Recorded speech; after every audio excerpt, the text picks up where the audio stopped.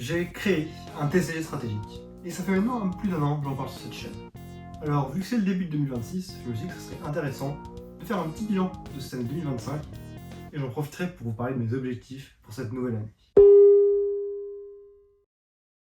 La première partie de l'année s'est concentrée sur Arca, la première version de mon TCG stratégique, avec notamment 8 vidéos qui ont cumulé 1700 vues et apporté une vingtaine de nouveaux abonnés. Le problème, c'est que j'étais pas trop satisfait de cette version. Du coup, il y a eu une grosse pause, ce qui nous amène à septembre 2025 avec Avatars of Arca, la version actuelle de mon TCG stratégique. Le problème, c'est que cette pause, c'est pas forcément bon pour les réseaux. Du coup, il y a eu une nouvelle série qui a apporté la plupart d'entre vous, et cette série, c'est 100 cartes en 100 jours. Le problème, c'est que ça me prit beaucoup de temps, du coup, il n'y a eu que 3 vidéos longue durée sur Avatars of Arca à la fin de l'année. Tout ça a été un gros bond pour la chaîne en termes d'abonnés, puisqu'on est maintenant à un peu plus de 210. Le tout avec 80 000 vues, dont 99% sont des vues de shorts.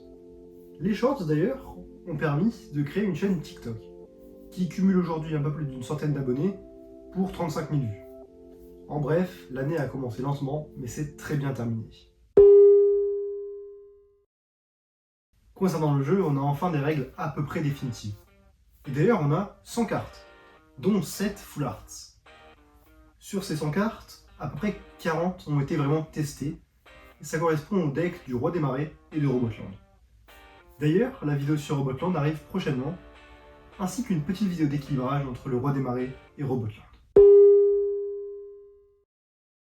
2025 a été une année assez bizarre, puisque finalement j'ai fait des vidéos que la moitié de l'année à peu près. Donc mon premier objectif pour 2026, c'est d'être plus régulier et d'avoir des vidéos un peu plus qualitatives. Déjà, vous l'aurez remarqué avec cette vidéo, mais j'ai une nouvelle caméra.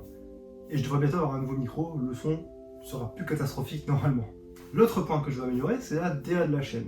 Déjà, tu as pu le voir avec la miniature de cette vidéo.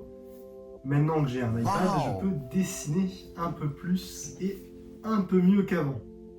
En tout cas, c'est un peu plus propre. Ce qui va me permettre de mettre à jour certaines miniatures d'anciennes vidéos pour avoir un rendu de la chaîne un peu plus uniforme. Concernant TikTok et les shorts en général, je pense que ça serait bien de continuer à en faire.